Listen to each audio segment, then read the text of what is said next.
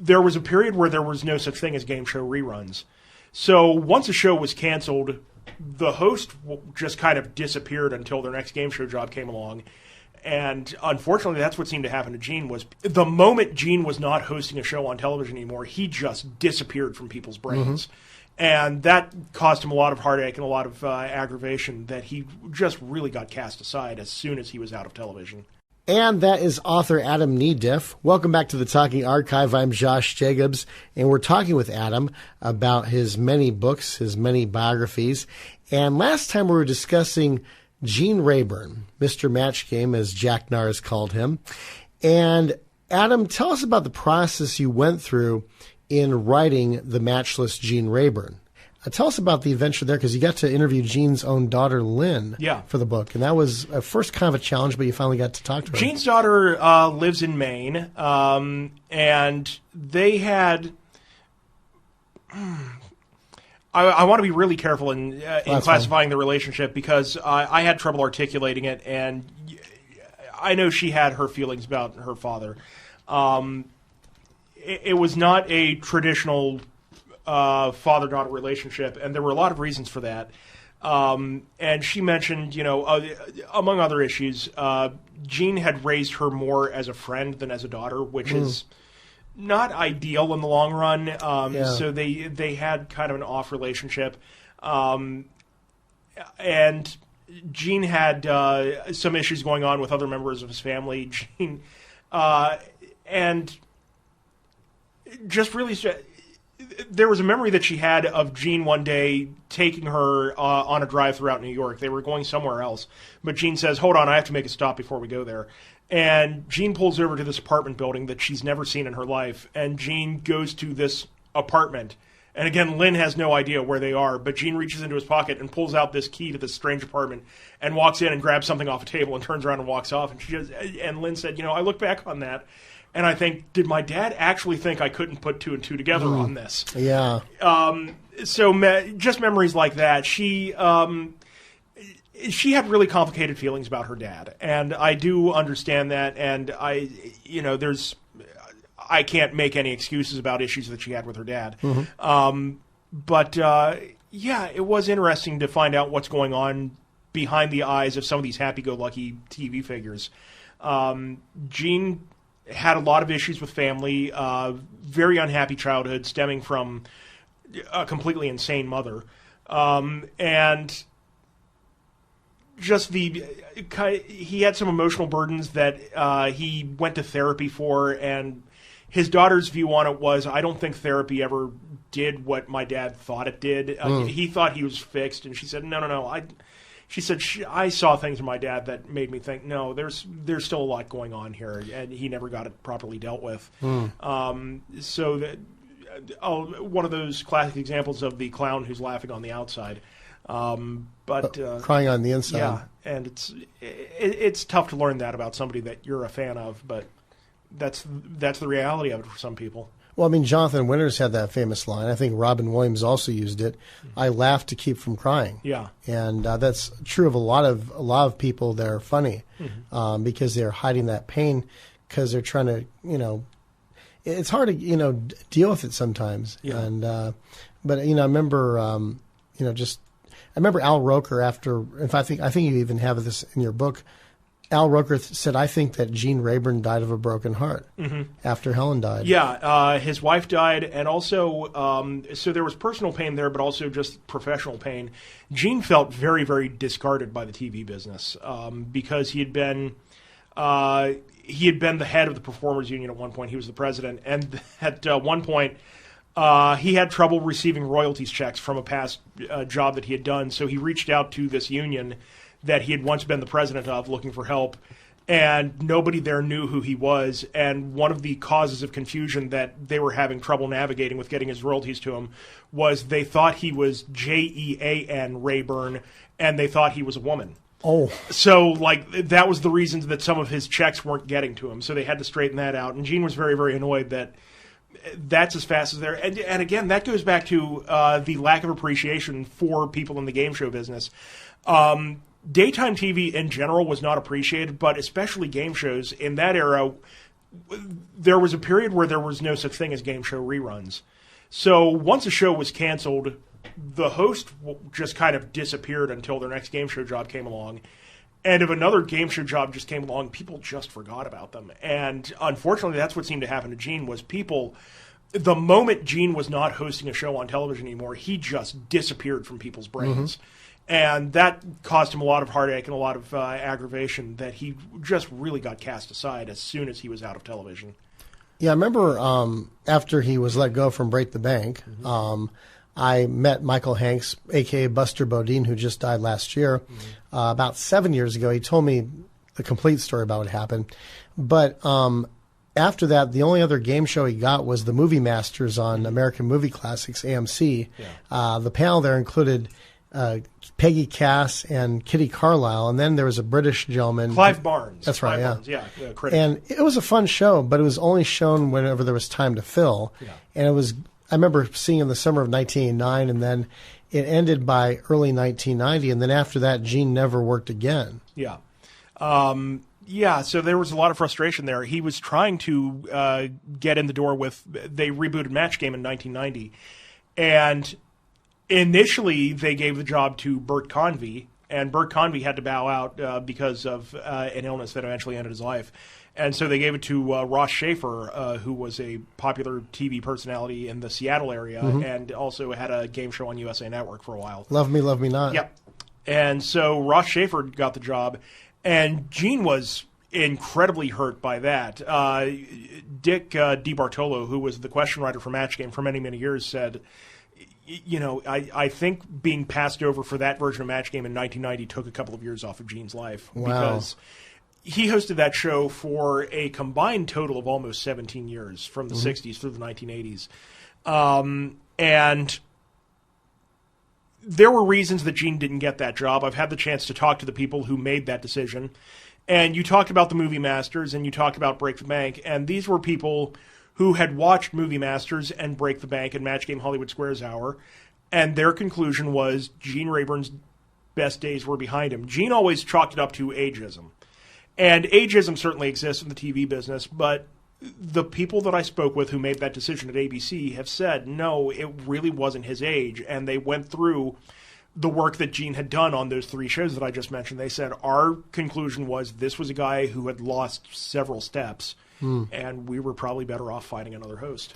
Wow. Yeah. Well, it's interesting because one host that they should have had, before Fred Westbrook died, I talked to him, and he said to me that Dan Enright did not audition Wink Martindale for Tic-Tac-Dough 1990, which went to Patrick Wayne. And even though Wink and Danny remained friends, Wink was hurt. I don't blame him, for being hurt because of that. I mean, that was just, I was like, why did he not, especially since Wink didn't even have a gig at the time. I've had somebody in the TV business explain this to me, and I don't know how much weight there is. But if this is the reason, then it's a sad reason, but also, okay, I understand this. When you're selling a show, particularly for syndication, and what you do is you send out a mailer that has a kit with all kinds of information about the show. And you're giving it to these TV station managers all over the country, and you have no idea what kind of attention span these TV station managers have in the different markets. If you send a press kit and it says, we're now offering Tic-Tac-Dough starring Wink Martindale for the 1990 season, they're going to look at that front cover and think, oh, they're selling reruns. And what I've heard so often is, in the case of syndicated game shows, what would happen is they would hire a new host for the sole reason of making it very, very clear that these are new episodes. So it's the reason that Tom Kennedy didn't get the 1984 version of Name That Tune, and they had Jim Lang host it instead. I'm not saying 100% for sure that's the reason, but that's the speculated reason, is hiring a new host is just a quick way of making it very clear that this is a new version. We're not selling you reruns. Especially since the $25,000 pyramid with Bill Cullen was sold in reruns, not in Los Angeles, but in other markets, and that's how we've been able to see them online, is because people recorded them onto their VCR in the early 80s. Well, what's the status of Bill Cullen's $25,000 pyramid? Do you know? The explanation that I've gotten is that there was a period where GSN was interested in showing that.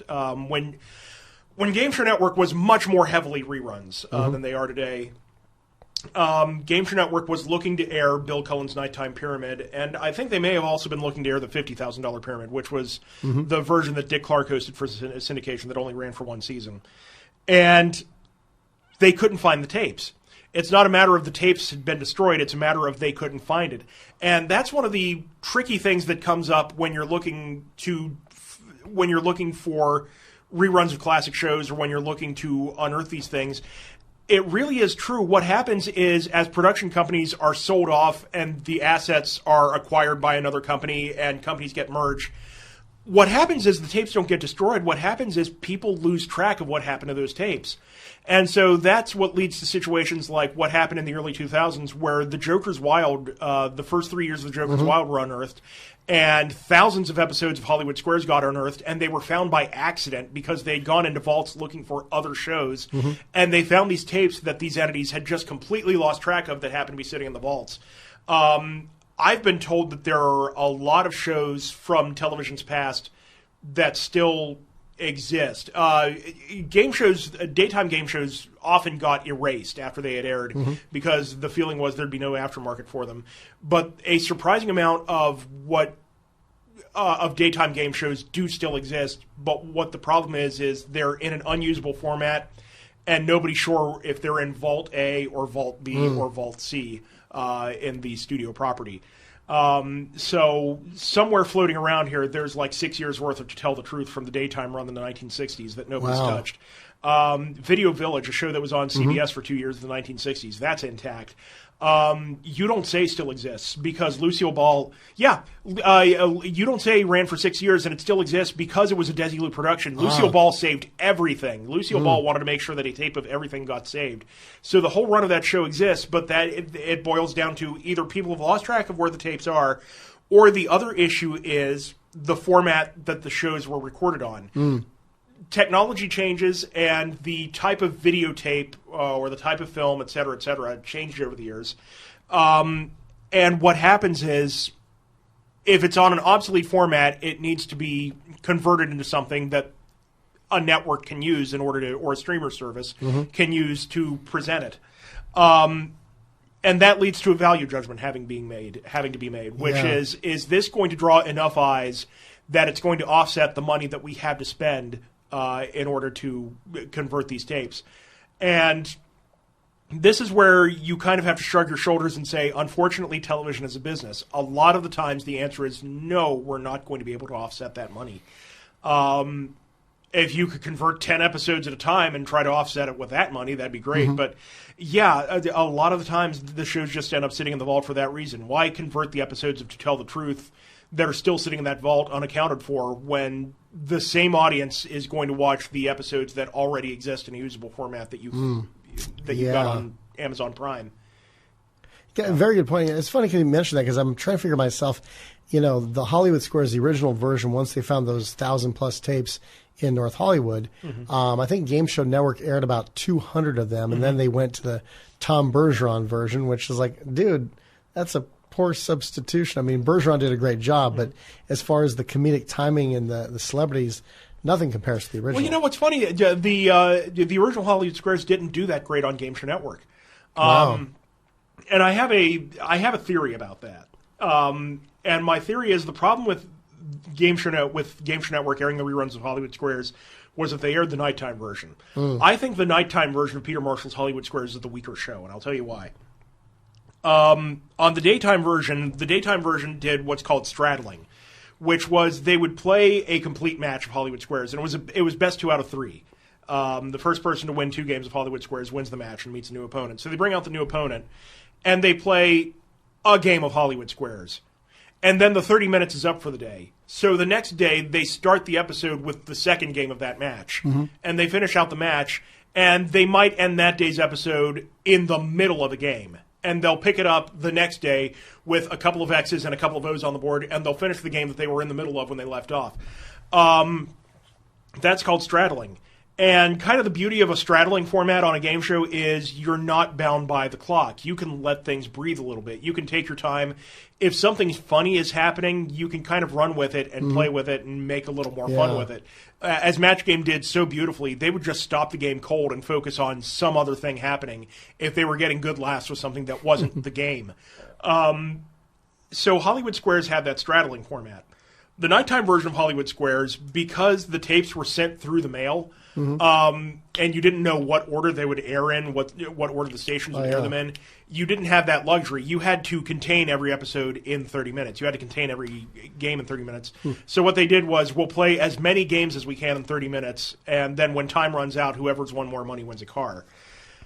Well, the dynamic on that is Peter Marshall has this sense of urgency for the entire 30 minutes because he knows there is a car at stake. And if anything starts to drag at the slightest whiff of something taking a few extra seconds, Peter Marshall will start urging the celebrities and the contestants along. So the nighttime version of the Hollywood Squares, you have a lot of Peter Marshall hurrying everybody through stuff and not being able to take the time to enjoy a good joke. And I think that hurts Hollywood Squares. I think that hurts the presentation, and I think that hurts the enjoyment of it. I don't know if this can ever be proven. It would take somebody else signing up and saying, yes, let's go ahead and take those reruns of Hollywood Squares again. But I think the daytime version that Peter Marshall hosted was the stronger version of Hollywood Squares, and I feel like that would have done better. It's kind of funny you mention that because I was thinking about also the short-lived Break the Bank. The daytime version with Tom Kennedy was more cutting-edge, more comedic than the nighttime version. Because the nighttime version, they had to tone it down. Yeah. And plus, they had to hurry it up because you had the same two contestants the entire game. So they played as many games as possible and sped it along. Yeah. Well, the daytime version was more relaxed and more, if we have to go to the next day, we go to the next day type of thing. And see, and that was one of the funny things that I've learned from researching these books is people are under the impression that you let it all hang out on the nighttime version. And it was actually completely the opposite in the 1970s because the FCC in the 1970s had a thing called Family Hour, which was television programming that aired at night but aired before 9 p.m. had to be extra squeaky clean and safe. And so for the shows that had the daytime and nighttime versions, like Hollywood Squares or Break the Bank or Match Game, they saved the racier material for the daytime episodes and the much safer material they stacked for the nighttime shows. So it's just funny to learn that the nighttime version was the clean version of these shows. Yeah, it's just kind of hard to believe. And then, because you usually think, nighttime dirtier, daytime cleaner. Yeah. But of course, most of the kids are also at school. At least they should be. Yeah. Although they didn't. That's why the kids in the 70s faked being sick to stay home, was they wanted to see the good stuff on the game shows. Exactly. We're talking with game show author Adam Nedeff. If you want to purchase his books, just go to bearmanormedia.com. That's BEARMANOR media.com, bearmanormedia.com. And next time, Adam talks about another biography he wrote. And this was about the very first TV game show host in history. He invented the term telecast, and he was the first choice before Bob Barker to host The New Price is Right in 1972.